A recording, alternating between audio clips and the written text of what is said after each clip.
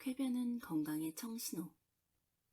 독소 덩어리인 변비는 비만을 불러온다.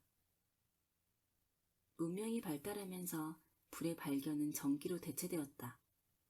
밤낮의 구분이 없어지면서 인간의 생체 리듬에 문제가 생기기 시작한 것이다. 3교대 근무를 하는 사람들의 가장 큰 증상은 불면, 소화불량, 변비 등이다. 야식을 먹게 됨에 따라 비만으로 이어지고 이는 다시 만성질환이 되는 악순환의 고리에서 벗어날 수 없게 된다. 인간의 몸은 아직도 해가 지고 밤이 되면 자고 일어나는 자연의 법칙에 가장 최적화되어 있다. 24시간 편의점부터 야식 배달업소 등 우리는 언제든지 먹을 수 있는 환경 속에 있지만 정작 먹고 난 후 몸의 노폐물과 음식 찌꺼기를 제거하는 배변 활동에 문제가 생겼다. 변비를 해결해야 비만에서 벗어날 수 있다. 비만의 시작은 변비. 몸의 방어 시스템인 림프 시스템에 이상이 생기면 림프 주머니가 부풀어 오르는 신호를 준다. 통증과 같은 면역 시스템이 주는 신호처럼 소화기관에 문제가 있음을 알려주는 최종 신호는 변비다. 소화가 오래 걸린다는 것은 위와 장에 머무르는 시간이 길다는 것이다. 장에서 부패하고 발효되어 썩으면서 각종 독소를 발생시킨다.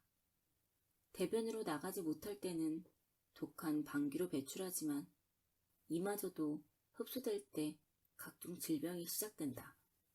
가공식품을 섞어 먹더라도 하루에 한 번씩 배출 작용인 대변이 나오면 그나마 몸에 남은 독소가 적다는 것을 뜻한다. 먹는 만큼 내보내는 배변 활동은 중요하다. 비만인 경우 세금을 부과하는 비만세가 있다면 깜짝 놀랄 수 있다. 일본의 경우 2008년부터 메타보법이 시행되었다. 메타보법은 1년에 한 번 국가가 허리둘레를 재도록 한다. 40세에서 75세 이상 성인 중 허리둘레가 비만 기준에 들면 소속 단체나 회사에 벌금을 물리거나 지원금을 삭감한다. 일본은 현재 OECD 회원국, 즉 선진국 중 비만율이 가장 낮다. 덴마크는 2011년 비만세를 도입했다가 반발로 철회했다. 프랑스, 헝가리, 멕시코, 영국은 비만율을 줄이기 위해 탄산음료, 햄버거, 피자 등의 설탕세를 도입했다. 비만은 세계 인구 건강을 위협하는 심각한 질환이다. 비만이 되지 않기 위해서는 변비가 없어야 한다. 시중에 변비약도 듣지 않는 만성 변비로 고생하는 70대 여성의 사례가 있다. 일주일에 한 번 정도 힘들게 대변을 보는 상태다. 체중은 75kg으로 비만이었다. 양방, 한방, 민간요법 안 해본 것이 없다며 3년 정도 대변을 제대로 보지 못해 뭐든 시키는 대로 하겠다고 했다. 특이사항으로는 30년 넘게 고혈압약을 복용해 왔다는 점이 있었다. 고혈압약에 심리적으로 길들여져 있었다. 다른 하나는 고기를 하루에 최소 2번은 먹는 것에 대해 문제의식이 없었다. 아침은 과일 주스로 바꾸고 동물성 식품 제한을 했다.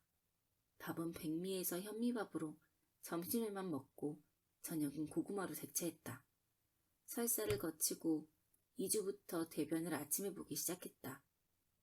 한 달 동안 체중은 5kg 감량했다. 주기적으로 유행하고 있는 저탄수화물 고지방, 저탄고지 다이어트가 있다. 탄수화물 섭취를 제한하고 고지방인 고기를 많이 먹는 방법이다. 건강을 위해 다니는 헬스장에서도 근육을 만들기 위해 닭가슴살과 소고기를 많이 먹으라고 한다.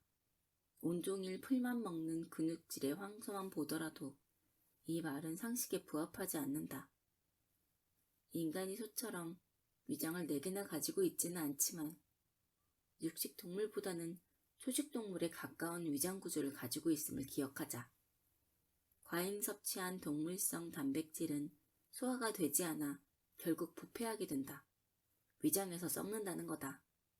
독한 방귀 냄새나 대변이 나올 때는 며칠 사이 고기를 많이 먹지 않았는지 꼭 확인하자.